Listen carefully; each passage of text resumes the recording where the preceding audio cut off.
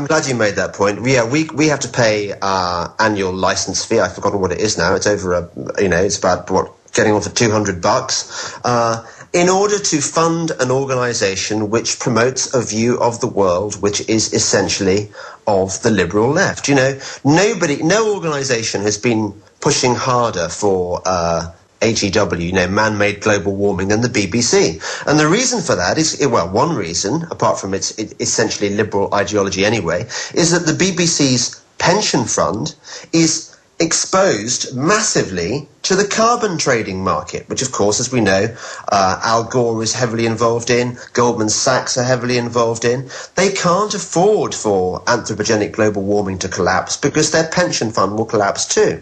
In fact, we've now seen the second wave of propaganda. Every issue of Newsweek, Time Magazine, New York Times, National Geographic, the global warming's worse than we thought. We're all going to be dead in 3 years on the coastlines if we don't do this. Meanwhile, Al Gore just bought a giant mansion right on the beach. And we do see the stock on carbon trading companies going down. And the word is from the Bilderberg Group, from our inside sources, is that one member said we're just about whipped on our global warming tax scheme. So I don't think that the king's horses or the king's men can put their global warming tax scam back together again. Well, we have truth, justice, we have the facts on our side. They unfortunately have the structures that have been built over the years by organizations like the Club of Rome, which I'm sure your listeners are familiar with. When you've got organizations like the Gorbachev Foundation, the Club of Rome, the Club of Budapest, the Club of Madrid, the entire United Nations, the entire European Union, the leaders of pretty much every major Western economy, including, David Cameron, of course you've got Barack Obama. When you've got all these people supporting the idea of man-made global warming and, imposing new tax and regulation to deal with it, you have a serious problem. Even if you've got the facts on your side, how do you resist the state? And they're not stopping. I mean, they don't care if their approval ratings go down. They don't care if you don't like naked body scanners. They don't care if you don't like home inspections. They don't care. They are clearly authoritarians. And more I see newscasts all over the place where they imply that you better stop criticizing the government. You're going to cause violence. You're going to cause violence. And so they're selling this message of free speech causes violence. Therefore, we've got to ban free speech. Yeah. I mean, we could get very depressed about this, couldn't we, Alex? We could all start, predicting that, global tyranny is definitely going to come tomorrow. I think we have to hold out a glimmer of hope. You look at Australia. Australia is the Liberal Party is probably about to defeat the Labour Party over there in the coming elections, which means that a Conservative administration which doesn't believe in man-made global warming will be there. That will give an example to those of us freedom fighters who don't believe in this conspiracy. It'll give us a chance to fight back. I'm relying indeed on you Americans to overthrow Obama. If you don't get rid of him, then I'm going to be very disappointed in you. Unfortunately, there's nothing we can do in Europe. We are a socialist. Well, listen, I agree with you, but take Cameron, your new prime minister. Yeah, I saw him a few months ago saying Brown wasn't doing enough on climate change. Yep. It's hard for your listeners to believe, but we have a excuse me. We have a Conservative Prime Minister, a Conservative, who believes in global warming even more passionately than the Socialist administration he's just booted out. He announced his plans. The first thing he did when he became Prime Minister, he announced that he wants Britain to become the greenest economy in the world. Well, you and I know that the greenest economy means the worst economy, because a green economy is no kind of economy at all, because it's based on alternative energy, and alternative energy is an alternative to energy, i.e. no energy at all. It doesn't work. It's too expensive. The only way you can make it work is by fleecing the taxpayer. He knows full well that Queenie and Prince Philip and Charles are all big supporters of this, and they're going to turn the people of England, the people of the UK, back into actual feudal serfs. That's all this is. I read the UN documents where they admit they want to go back to a feudal system because that's better for the earth, and isn't the global depression good? That means we'll have a lower carbon footprint. Actually, I'll tell you something very interesting, Alex.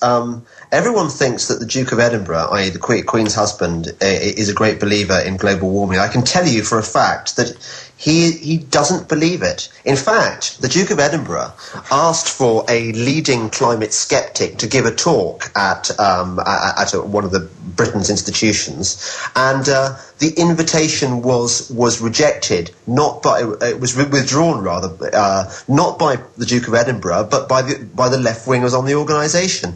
Prince Charles is totally on the wrong side. I mean, he's very much, he's a great believer in man, bear, pig. He says rubbish like, we have 100 months left to save the world. But his dad, actually, on this particular issue, is sound, as we would say. Well, I have noticed that Prince Philip, and I disagree with most of his views on population reduction and the rest of it, I have seen him criticize nanotech and genetic engineering, because if you want to talk about something that could potentially get out of control, it is these cross-species crops. But you don't hear 99% of these environmental groups with any concern about that, something that could have a potential. So I do have to agree with Prince Philip on that front as well. Let's take a few calls for james-delingpole. Of the, writes for a bunch of publications. Rattle off some of the newspapers you write for in your website. James. I have a blog on the Telegraph. I write for the Spectator. I write for Human Events. I write for, I'm a whore, Alex. I write for everyone who'll pay me. With the emphasis on pay, please, everyone. Well, you got to get some pay to pay all those taxes. Let's go ahead and talk to John. John calling. You're on the air, John. Where are you calling from? I'm calling from northern Michigan, Alex and James, and I heard a retired Secret Service and Kansas State trooper who lives up here in northern Michigan talk yesterday on a program regarding a call he got from a sheriff in a rural city down along the coastline, and this sheriff or chief of police was a former military, and he says that regular Army has begun to come into their area.